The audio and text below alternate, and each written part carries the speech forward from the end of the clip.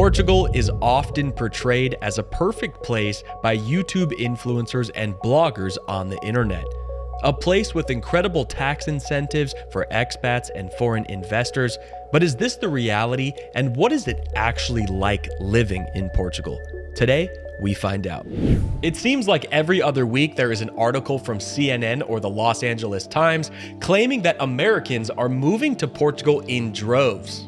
These articles claim that Americans are driving up housing prices, kicking Portuguese people out of their homes, and there is growing resentment amongst Portuguese that hate Americans and want to stop letting Americans in. But this hasn't really been my experience at all.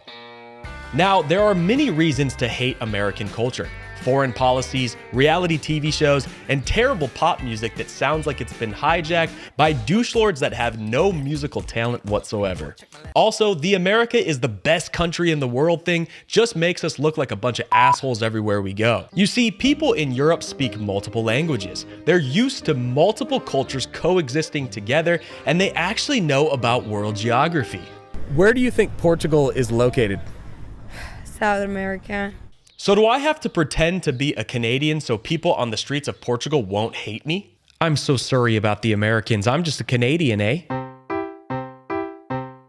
Not even close. Outside of Lisbon and Porto, sometimes I'm the first American that anyone has met, especially at my age, which I'm 32. In fact, the entire year that I've lived in Portugal, I've only ran into 2 Americans. But don't worry, the majority demographic of Americans coming to Portugal are left liberal commies that have a long list of don't do's to better fit into your culture.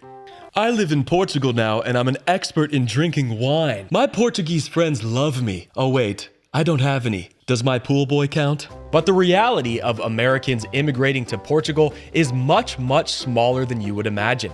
In fact, Americans make up less than 1% of the immigrant population in Portugal. As you can see from the immigration statistics in 2021 on Portugal's government SEF website, there's not even a high enough number of Americans to make their list. But the reality of Americans leaving the #1 country is a pipe dream for most. First off, let me start by saying that I absolutely love living in Portugal. I am learning something every day about the wonderful Portuguese culture, but I think it's important to talk about the reality of moving to Portugal, as more than 50% of Americans that move to Portugal end up leaving. So without further ado, let's get into it. Number 1, the climate. The weather in Portugal is one of the most sunny climates in all of Europe, especially in places like the Algarve or Madeira. There is no shortage of sun rays, and many people have been immigrating around Europe from places like the United Kingdom and Holland to live in a more fair weather climate for decades. However, it is important to note that Portugal is cloudy and it gets quite a bit of rain in the wintertime. Portugal is about as far north as Maine. So if you're looking for a Southern California or Florida type climate, it really doesn't exist unless, like I said, you are in Madeira. Because even the Algarve in the winter can get quite windy and feel a bit cold. But if you're from somewhere like Southern California or Arizona, the cloudy weather might come as a little bit of a shock. But the summers in Portugal have always been pretty tame without getting too hot, until recently that is. As the climate is changing, regions that never got above 80 degrees Fahrenheit in the summer are now hitting heat waves well into the hundreds. Then there is the humidity. Especially along the coast of Portugal, humidity can come up to as much as 98% in the wintertime, which makes even 50 degrees Fahrenheit feel really cold. The kind of cold that sticks to you and makes your sinuses ache. In fact, most Portuguese houses are actually not built for how cold it actually gets, and the houses can get quite damp. A lot of the time inside these houses, it is colder than the temperature outside.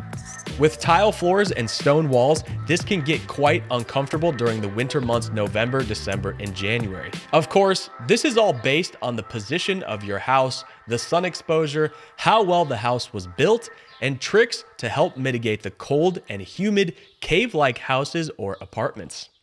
I'll be honest, I don't love the long, gloomy winters here in Portugal, but man, when the springtime comes, it is oh so beautiful. And everybody coming out of their seasonal depression, it is quite a sight to behold. Beaches are full, birds are chirping, and it's a beautiful time to be in Portugal.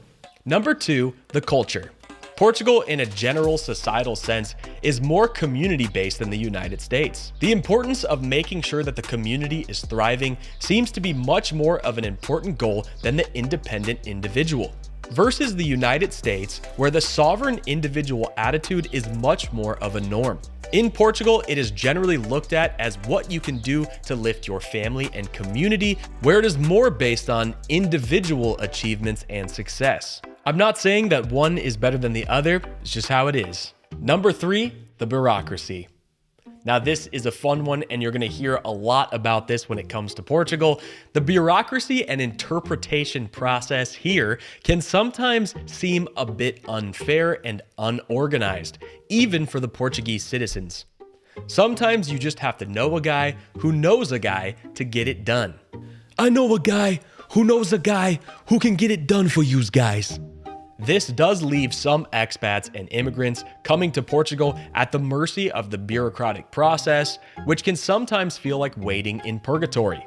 Luckily, so far, I have been really lucky with these processes and it has gone fairly smooth with only a couple hiccups along the way. Make sure to always plan ahead and anticipate a couple visits when going to state government offices. Number 4, the slower pace. When it comes to the slow pace of life that everyone always talks about, there is no doubt about Portugal, and most of Southern Europe has a different sense of time. The constant urgency in the United States to go, go, go, go, go is not really the mentality here for most. And so things like going to the grocery store, eating lunch at a restaurant or cafe, or waiting months for an official document like your driver's license can sometimes be unclear or uncertain. I definitely have to say that after living in Portugal, my pace has slowed down a little bit. And if I went back to the United States, I think people would think I'm a lot more relaxed than I was before I left. But there are definitely worse things. Number 5, the language. In my opinion, speaking Portuguese here goes a long way. If you really want to be happy and integrate into the culture and really start to feel what it's like to be in Portugal, then you should definitely learn to speak Portuguese. When I first got to Portugal, I found an amazing online Portuguese master course. The link is in the bio below if you are interested. If you are planning a visit or moving to Portugal, I highly recommend learning Portuguese as it will definitely make your experience so much better. Number 6, the food. Now, I absolutely have grown to love the Portuguese cuisine and quality of ingredients here. Like many cultures in the world, Portugal does not waste any part of the animal. For picky eaters and vegan vegetarians, this can definitely be a bit undesirable. And the seafood here is one of the best in the world. But I do know vegans and vegetarians here that are loving the amazing fruits and vegetables grown in the super fertile lands of Portugal where the soil is incredible. If you are not in the cities like Lisbon and Porto, your options can sometimes be a little bit limited. If you're from a major metropolitan city in the United States, you're used to having many different options like Thai food, Chinese, Indian, Korean, etc. Indian food is very common in Portugal, and it is very, very good. However, some other things on this list can be hit or miss and difficult to locate if you are outside the bigger cities. And if you're looking for authentic Mexican food, in most cases, you will be shit out of luck because the Mexican restaurants I have been to serves what looks like a Walmart starter pack from old El Paso. And anyone from Los Angeles or close to the border will cringe at the sight. Now, I'm sure there are a couple great Mexican restaurants located somewhere in Portugal, but most of them that I have been to are just not even close, and I wouldn't bother. In Portugal, the timing of eating is also very different than in the United States. Breakfast is usually a piece of bread and a piece of deli meat and cheese. Then lunch is eaten between the hours of 1 to 3, and this is usually the biggest meal of the day in Portugal and one of the longest that can last up to 2 to 3 hours, as opposed to the quick 30-minute on-the-go lunch that we usually have in the United States. And then dinner is usually eaten much later than in the United States, around 9 p.m. on average. It's also very hard to find a good deli sandwich. Now, if you go to the grocery store, of course, you can get bread and some amazing deli meats, but it's not a very common thing to see a shop that will make you a deli-style sandwich. What I love most about the Portuguese food is that it's very simple, it's not oversalted, there's not a ton of sauces and creams and things that make it really heavy. They use a lot of olive oil and a lot of stuff that's really healthy.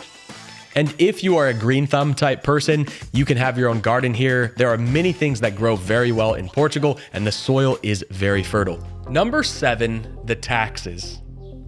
Now, this is one that many people are concerned about and probably have a lot of questions on. I have an entire video about the taxes in Portugal that get into the specifics. The link will be in the bio below. But many people are concerned about the high tax rates on income and the 23% value added tax called IVA. But there are tax regimes that give you generous tax breaks, like the non-habitual tax regime that lasts for 10 years. But after 10 years, you will be taxed the normal rate here in Portugal, which is taxed on a sliding scale of up to 48% for people that make over 80,000 euros annually. But honestly, after comparing the cost of living in America and Portugal, Portugal still, for me, ends up being less when you factor in things like health insurance, which is significantly more affordable in Portugal. Nowhere is perfect, but if I was dying of cancer, I would much rather be in Portugal than concerned about how large the hospital bill and treatment is going to be in the United States. It's sad, but very true. Number 8, dilapidation.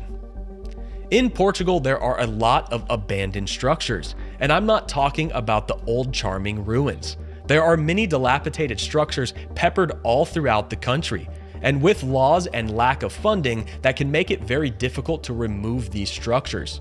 Some are very beautiful and should definitely be preserved, but there are a lot of abandoned structures that could improve the area if they were taken down.